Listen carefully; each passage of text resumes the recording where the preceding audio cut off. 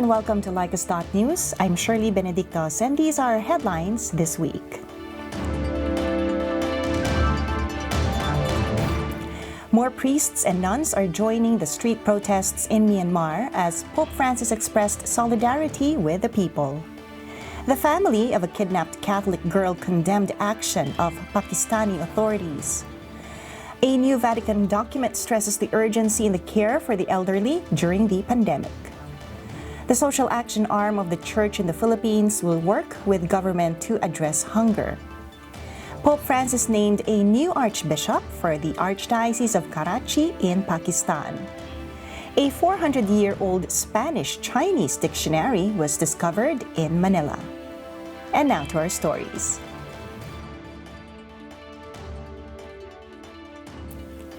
A growing number of Catholic priests and nuns are joining street protests in Myanmar to condemn the military coup and to call for a return to democracy.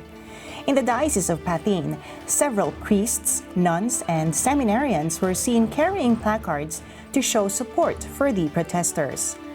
Now we stand with the people of Myanmar in their sufferings. We want our country to get democracy, said a Catholic priest. We want to show the military government that we cannot accept the military coup, he said. In many places, the protest actions took on a festive air with bare-chested bodybuilders, women in ball gowns and wedding dresses, farmers on tractors, and people with their pets.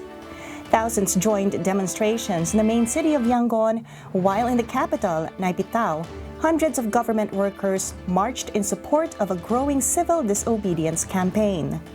Earlier, Myanmar's military leaders tried to talk with religious leaders in what was perceived to be a charm offensive in the guise of distributing COVID-19 relief goods. Sources from the dioceses of Mandalay and Myitkyina told LiCAS.news that several military officials have visited churches, bringing with them bags of rice and medicines. Pope Francis came down clearly on February 7 against military leaders in Myanmar following the coup there last week. The pontiff expressed his solidarity with the people of the country and asked leaders to serve the common good and seek democratic harmony. Pope Francis said he was following the situation in Myanmar, which he visited in 2017, with deep concern. I pray that those in positions of responsibility in the country show sincere willingness to serve the common good, promoting social justice and national stability for a harmonious and democratic coexistence, said the Pope. The family of a 12-year-old girl in Pakistan who was forced to marry her abductor condemned authorities for releasing the 29-year-old perpetrator who kept the girl chained in a cattle pen for 6 months. The case is among other reported forced conversions of religious minority women and girls in the country in the recent months. The child was taken from her home in Faisalabad last June and had been held at the home of her abductor and was made to work clearing animal dung. Police earlier arrested the abductor identified as Khizr Hayat, but then released him, saying there was no evidence the girl had not consented to the marriage. According to a 2019 report by the Human Rights Commission of Pakistan, an estimated 1,000 Christian and Hindu women are abducted and forcibly married every year. The care for the elderly has become more urgent as the coronavirus pandemic continues to rage around the world, read a new Vatican document released this week. Archbishop Vincenzo Paria, head of the Pontifical Academy for Life, stressed the need for a serious rethinking of the entire care system of the elderly population. The Archbishop said the pandemic has laid bare chronic underlying problems around the world in the way older people are cared for. The Academy and the Dicastery for Integral Human Development launched the document titled Old Age, Our Future, the Elderly After the Pandemic. The document underlines the urgency for a rethinking of how society should help the growing number of elderly people, especially during the pandemic. The Vatican document warned about the importance of not marginalizing the elderly who have so much to offer but have suffered the most throughout the global health crisis. The social action arm of the Catholic Church in the Philippines announced that it will be working closely with the government's food security programs, especially in poor communities. Jing Ray Henderson of Caritas Philippines said the church agency offered to share their services, including the best practices and technology, to be replicated and further enhanced in other areas. Among the programs the organization will share are its integrated and organic farming, saving and finance mobilization, community learning and earning farms, and climate change adaptation. Henderson, who serves as Communications and Partnerships Development Coordinator of Caritas Philippines, said the church has food security programs in at least 50 provinces in the country. Caritas Philippines will be working with the government's Interagency Task Force on Zero Hunger that is mandated to ensure a whole-of-nation approach to eradicating hunger.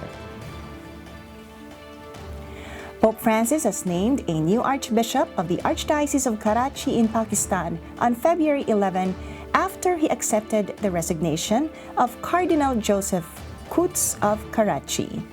Cardinal Coutts stepped down upon reaching the canonical retirement age of 75 in July 2020. Pope Francis named 54-year-old Bishop Benny Mario Travas of Multan as the new Archbishop of Karachi. Bishop Travas was born on November 21, 1966, and ordained a priest on December 7, 1990. He was appointed Apostolic Administrator of Multan in 2014 and was nominated its bishop on May 29, 2015. He was consecrated bishop on August 15, 2015. There are an estimated 197,700 Catholics in the Archdiocese of Karachi, which was initially established in 1948 under the Metropolitan Archdiocese of Bombay, India. A 400-year-old Spanish-Chinese dictionary was discovered at the archives of the University of Santo Tomas in Manila, Asia's oldest university, by Spanish and Taiwanese scholars.